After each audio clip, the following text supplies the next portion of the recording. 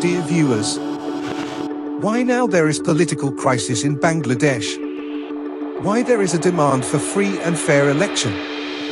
And why the people of Bangladesh cannot trust the current government under Sheikh Hasina to hold the next general election in 2023. During the past few months, the government has clamped down on the opposition Bangladesh Nationalist Party. Several people have been shot dead by police, hundreds injured, and thousands have been arrested at rallies across the country. But it didn't stop tens of thousands of opposition supporters from gathering in Dhaka on Saturday. This video is created to understand why Bangladesh needs to restore its previous system of holding election under a caretaker government. In fact, it was a political settlement among major political parties, including the current party in power, Awami League. But in 2011, the system was abolished by a unilateral decision of the current ruling party, Awami League. Since then, 2 elections were held, none of which were free, fair, and credible. There had been many allegations of vote rigging, intimidation, harassment, and arrests of opposition parties' leaders and workers. Bangladesh's Prime Minister Sheikh Hasina has secured a 3rd term in office after a landslide victory in the country's general election. The Electoral Commission says Sheikh Hasina's coalition won 288 of 300 seats in Parliament in Sunday's vote. But the election was tarnished by violence as well as accusations of vote rigging and voter suppression. Opposition leader Kamal Hossain has called for new elections. Both the ruling party and the opposition reported attacks on their supporters and candidates. Over a dozen people were killed during violence on the election day. Example of this ballot box stuffing. So police officers stuffed the ballot box on the previous night. I didn't hear any similar example in any other country. So ballot box stuffing should never be repeated. The Awami League is in power 3 consecutive terms, about 15 years. Here we present a brief history of how the electoral system, including the election commission, bureaucracy, law enforcement, and other institutions, was politicized to ensure only partisan election results. Although Bangladesh was created with the vision of establishing the people's right to self-determination, the rulers from the very outset failed to hold free and fair elections. To remedy this, in 1996 the 13th Amendment of the Constitution was enacted, ushering in the provision of the caretaker government, which represented a political consensus. In fact, it was a political settlement among major political parties because Awami League, current ruling party, waged a mass movement and was able to compel the then ruling party, BNP, to accept people's demand, and the constitution was amended accordingly. This arrangement not only ensured free and fair elections, but also created equal opportunity for all political parties to come to power. Thus, NCG represented a settled matter regarding holding election for peaceful transfer of power in Bangladesh politics. It was indeed a positive reform towards peaceful transfer of power, but the political parties were not keen on sustaining this system to keep its real objective intact for which it was created.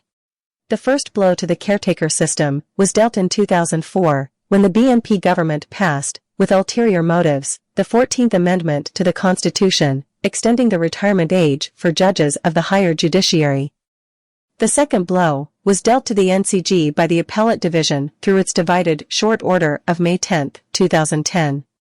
In this order, Chief Justice Abm Khairul Haq prospectively declared the caretaker government system unconstitutional after the 2014 and 2018 election, even though 2 high court benches had earlier ruled that the 13th Amendment was constitutional.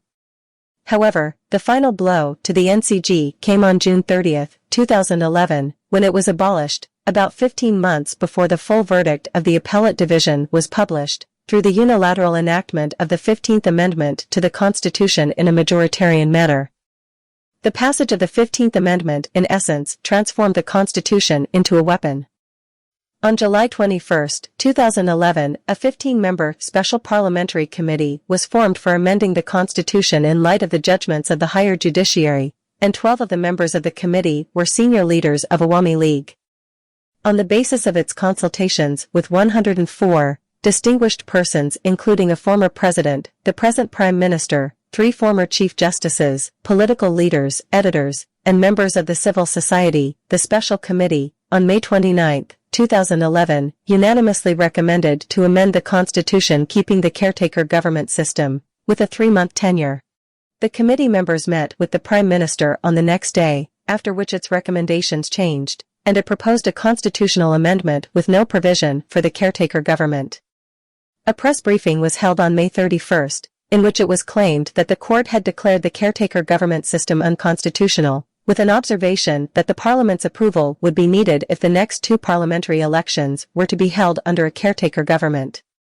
Unfortunately, this was not true. The Appellate Division, in its short order of the 10th of May, gave no such observation.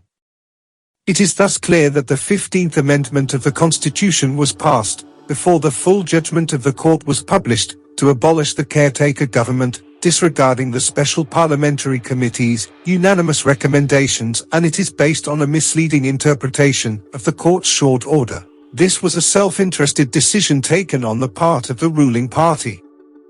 In making the decision to enact the 15th Amendment, the pleas of the amicus curiae to keep the NCG were also ignored. The amendment required holding of future national elections under the party in power and the stewardship of the same Prime Minister rather than under a caretaker government. Experts have questioned the legitimacy and constitutionality of the 15th Amendment. The Constitution reflects the will of the people, Article 7, and any amendment without their consent is not legitimate. While the original Constitution of 1972 had no provision for referendum, this was included in the Constitution through the Fifth Amendment, though the Supreme Court later found the Fifth Amendment unconstitutional. However, by consensus between Awami League and BNP, the provision for referendum was added to the Constitution in 1991 through the 12th Amendment. But, in reality, no referendum was held to get the people's consent before the passage of the 15th Amendment. The constitutional validity of the 15th Amendment is questionable on many grounds. Firstly, by passing this amendment without holding the referendum, Article 142 of the Constitution was violated. Secondly, the Prime Minister's rejection of the unanimous recommendation of the Special Parliamentary Committee to keep the NCG was a violation of the principle of separation of powers. Thirdly, about 1/3 of the Constitution was made unamendable by the 15th Amendment. Only the basic structure of the Constitution is unamendable.